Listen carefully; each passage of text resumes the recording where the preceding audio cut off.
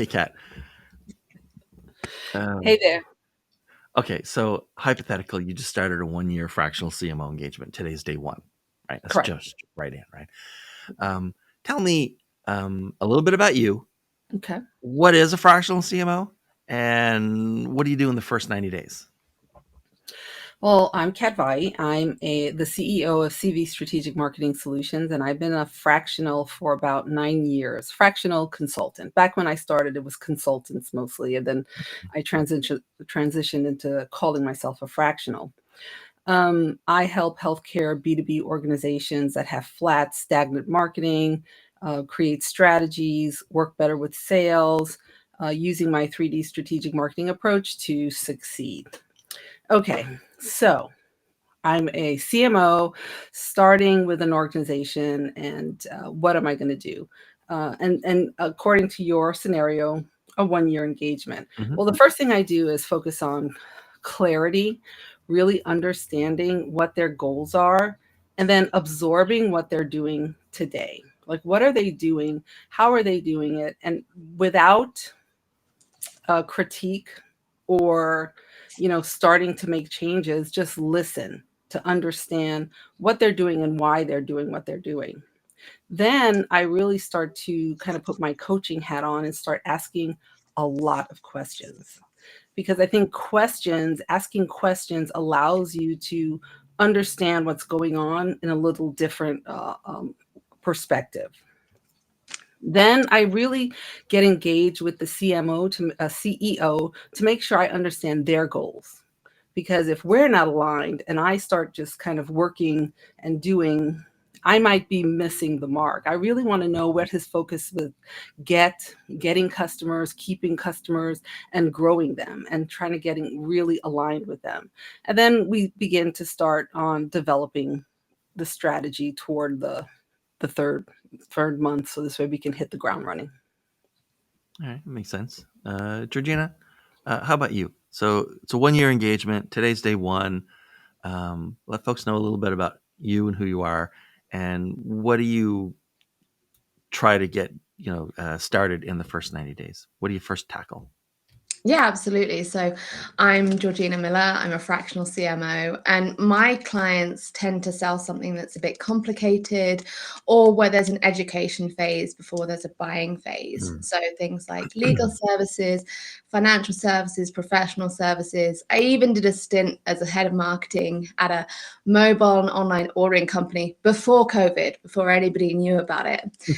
And so that means I spend a lot of time trying to get inside customers' heads and really work out how they think and feel.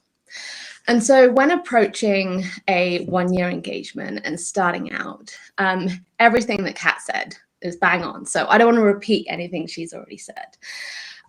So it's really, as well for me, understanding the full scope of the organization, because you don't want marketing to get stuck in kind of the just in marketing. You've got to understand what's going on with product, with sales, with the customer success team, or however the company is structured. But what is going on there? Because marketing touches the whole of the customer journey. It's often kind of just allocated this front end, let's get customers piece, but actually it touches like that customer acquisition and then customer retention and increasing brand loyalty. So in addition to sort of clarifying the CEO goals, to really getting into that discovery and asking questions and listening, I would also kind of make sure that I understand how the whole of the organization looks. Okay, so let's flip it around a little bit, Georgina. I'm the CEO of your client company. Okay, how am I gonna? I probably had to fight or get approval to budget to bring in a fractional CMO in the first place, right? And get that sort of 1 year's worth of money put aside. Like, how do I get maximum value out of at least that 1 year of fractional CMO time that I've managed to convince the board to approve? I think it starts with a clear understanding of what you want from your fractional CMO. Mhm. And hopefully you do have that because you've managed to get some money and the board understands it. And to really treat that CMO as a partner in the C-suite. That CMO is not there to be segmenting your email lists or writing copy for the website. That is a tactical position, and your CMO, you want them to be a strategic thinker, a high level thinker who's going to come in and help your organization as a whole. So the first step is to treat them as a partner and not an adversary or kind of someone who you can boss around, because that sets up an unhelpful power dynamic from the start. And I would say to have a clear understanding of what you want to achieve at the end of that first year. Is it that you want to put some structure in place? Or you want to know kind of, okay, well, this is the team we need and how we're going to build it? Or is there a particular part of the business that's suffering? But that clarity really will help get you kind of your bang for the buck. And Kat, if I'm CEO, how do I get maximum value from that fractional CMO engagement? Or if you prefer, how do companies tend to waste the money that they put aside for fractional CMOs? Well, the important thing is to really think of, if you're bringing a fractional CMO, the CMO is the important part. You're bringing in someone that's strategic and that you want to allow them to ask questions. If you wanted a copy service or a tech, just go out and go to Fiverr and get one. But if you're bringing in a fractional CMO, what you're doing is you're tapping into a level of experience that will help you as the CEO achieve your goals, right? So working with the CMO in a way that you're allowing them to, just like Georgina said, come into the C-suite, be part of developing the strategy, getting clarity on what the end goals are, because that's going to help you then at the end of the year, see if you have, even along the year, see if you're achieving your goals. If it's just, put out promotions, get more leads, that's not how the C-suite actually thinks, right? So we have to get into that and understand what they really want. So this way the CMO can then create the results they need. And the other part is understanding if there is no marketing team, how is the CMO going to build that team? What kind of processes are going to be put in place? How are people going to engage with the marketing department so this way they can be effective and they're not just someone who's taking in information? Everything has to be strategic. Everything has to be for a reason. People will say, oh, I just need a brochure, I just need a thing. But why do you need that? Or is there something else that already exists, and so on? So really working with your CMO as a strategic partner will help the CEO be more efficient and meet their goals and achieve their success. Well, let's switch to the marketing team for a second, right? So you've signed on 1-year engagement. There's a marketing team in place, junior and mid-level folks, right? And how does hiring a fractional CMO improve things inside the marketing team? What's better at the end of the year, for instance? Well, usually when I go into an organization and they already have a marketing team, I try to position myself initially as the consultant, Right. because people tend to feel very defensive when they say, oh, a fractional is coming in, they're going to take over, they're going to get rid of me. I usually position myself as initially as a consultant. I'm learning, I'm helping you improve, I'm helping your department become better. I have years of experience. I'm a fractional because I don't want to be here forever. I'm a fractional because I choose to help organizations and then move on. So I kind of give them a reassurance and then, share with them the experience and then listen to what they're doing, how they're doing it. So this way it's not about you're doing it wrong, you're doing it wrong. It's like, how can we make it better for you and for the organization so the marketing department can look great and help the CEO achieve what they need to achieve. Georgina, what do you think? How does marketing improve? How does the marketing group or team or department improve after having sort of, been led by a fractional CMO for a while? I think one of the things that a CMO should help kind of model is how to work with different departments and not Mhm. get kind of stuck, because sometimes marketing teams feel a little bit under attack. So they are told to write a brochure. They are told, I need a flyer for this event, and marketing sometimes gets dumped with everything else that other people don't want, but that doesn't necessarily reflect the skill set of the people in the team or how best to use those capabilities. So a fractional CMO should really be able to help shape the team and make sure that each person on it is using their capabilities in the best way that they want to, but also help communicate to the rest of the company what that marketing team is there for. And So, it should always be a strategic function and not just someone who puts pretty right, pictures on a not a flyer. manager and stuff. Yeah, got it. Okay, so let's go down a level, right? Let's say I'm a junior employee in marketing, right? I'm one Mhm. of the junior folks, right? And the company's hired a fractional CMO. Like, what do you think I'm going to learn, or what should I aim to learn or get out of the time I have with a fractional CMO for that 1 year? It is really that kind of strategic level of thinking. You Okay. have the opportunity to see what that top level of marketing in an organization looks like. The CMO is a helpful title, I think. In terms of fractional CMO, as Yeah. Kat said, it used to be like you get called the marketing consultant, you get called the whatever. The fractional CMO label is helpful because it indicates that seniority and the Hmm. seriousness with which you should take the person who's coming in. So if you're a junior person and you want to climb that ladder and you want to see what it looks like at that strategic level, this is your opportunity to learn and to see how that person interacts with the C-suite and thinks about marketing as a whole. Because when you are junior, you have a lot going on. Like there's a lot to do, there's a lot to learn. And that to-do list can seem overwhelming. And it is a big gap between that way of sort of operating the business and how a CMO Someone operates. agrees. I have a fan. And Kat, so like let's like turn it around a little bit. I'm junior employee, fractional CMO's coming in, right? Like, what would you tell me? Let's say it's not your client, but someone says, "Hey, Kat, I'm just getting started in marketing. We just hired a fractional CMO. Like, what should I be doing?" I think it's a great opportunity to learn and either be a background, like let them mentor you, Yeah, or watch them. How are they interacting with the C suite? How are they getting done? And one of the things as a CMO, one of the things a CMO will do is always ask why.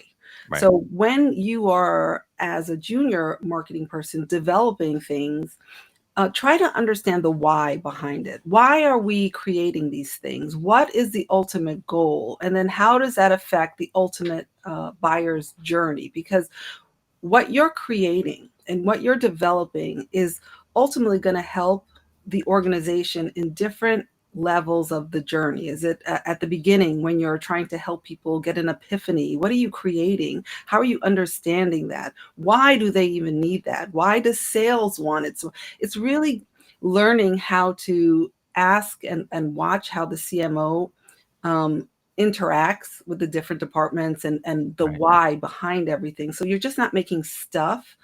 These things you're developing have a very real effect, and the importance of them becomes elevated when you understand the why. All right. I'm going to ask each of you a question, but it's opposite ends of the question. So, Georgina, in a second, I'm going to ask like, what gets a fractional CMO like not renewed beyond the first year? Okay. And so, Kat, you get like what kind of fractional CMO does get renewed? I think the fractional CMO that really understands and has clarity on why they're there and understands the goals of the CEO and the organization as a whole. So this way you can say, you wanted these outcomes. This is how I helped you achieve those outcomes. You have to be able to do that. And that clarity happens way at the beginning. So you better get that clarity when you come in, so this way, as you're going through the journey, you're able to be successful and you're not guessing, because you can get to the end and say, I did all these things. And they're Yeah. like, well, what I really wanted was, and then it's too late. So getting clarity on the front end absolutely helps you become more valuable on the back end. And Georgina, who doesn't? So what qualities mean that a CMO doesn't get renewed? And Like, I if think, a CMO doesn't get renewed at the end of the year, like, what went wrong? yeah, there's a couple of different sides to this. I'd say one of them is not being able to demonstrate value, and that kind of has two parts of it. It is Right. about providing value and actually being able to communicate that value to the senior team, because everybody has an opinion about marketing in organizations, whether it's the product developer or the CFO. Everybody has an opinion about what marketing should be doing and should be achieving. Yeah. So if you can't clearly articulate, to Kat's point about setting goals, what you're trying to achieve, and then achieving it, and then communicating that you have achieved it, then you don't make a compelling case for why they should keep you on. As well as that, in an organization, often it is about relationships within that organization. Yeah. So if you end the year and you've alienated any of the following: the marketing team, the rest of the C-suite, the CEO, the board, because you want that long-term relationship. And if you haven't managed to achieve that within that first year of, I bring value to the table and we are a partnership that has longevity, you're not going to get renewed. So why do people like being fractional CMOs? Why do we? Yeah. Why do this? This is there are easier ways to make a living, right? I mean, there are. I would say I personally like it because I like variety. I like the opportunity to see what's going on in different types of businesses, and kind of that flexibility. Being it allows you to step back from an organization and stay to a certain extent outside of the politics of that organization. You can have more authority and more buy-in to what you're doing as someone who they're having to pay for, and there's not Right. that you can kind of have that external perspective. Okay. And Kat, why do people do that? Why do you do this job? Why? Well, Why? for me, I was in the corporate spaces for about 28 years. So I Okay. did the whole corporate thing.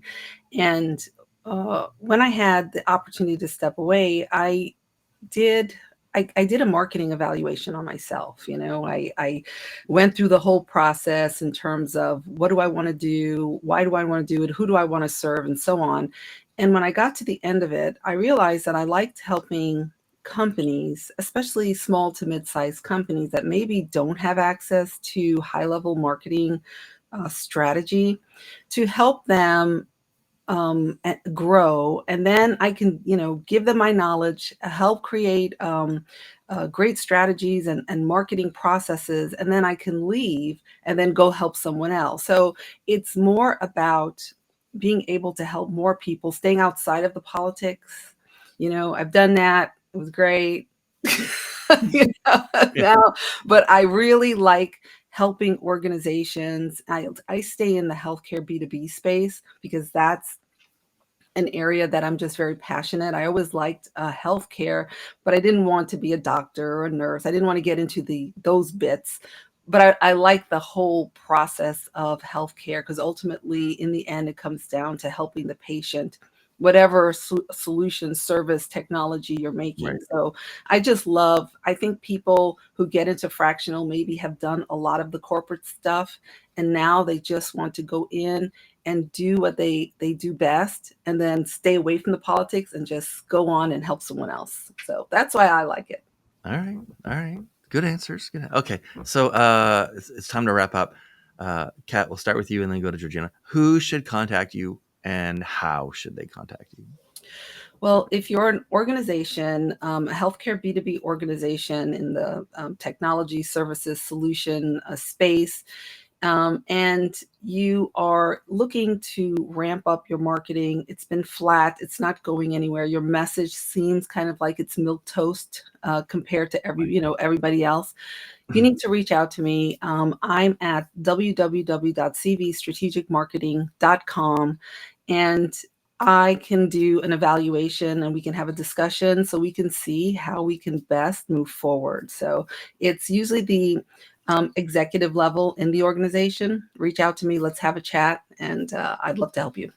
All right. And Georgina, who should contact you and how? Yeah, so I'd love to hear from small and medium-sized businesses where there's a story to be told. So it's Mhm. maybe not completely straightforward why somebody should buy your services as opposed to somebody else's. And you need a strategic approach to your marketing. Maybe you've been kind of DIYing it up to now, or you have a plan, but it's not really working. Or as Kat said, things are just a bit flat and you want to up level, you want to grow. Right. And that's where I can really come in and give that perspective. So for getting in touch, my website, Crabapple Communications, is www.crabapplecomms.com. And come there, send me an email, and we can talk. All right. Well, thanks so much, both of you. This has been really great. I love it when people give these offbeat answers. They're fantastic. Okay. That's good TV. That's what that is. That's good TV right there. All right. So thank you, Kat. Thank you, Georgina. And thanks for watching, everyone. And see you in the next episode, which I think, if you're watching them in order, which I doubt you are, that would be 54. All right. See ya. Thanks, everyone. Bye.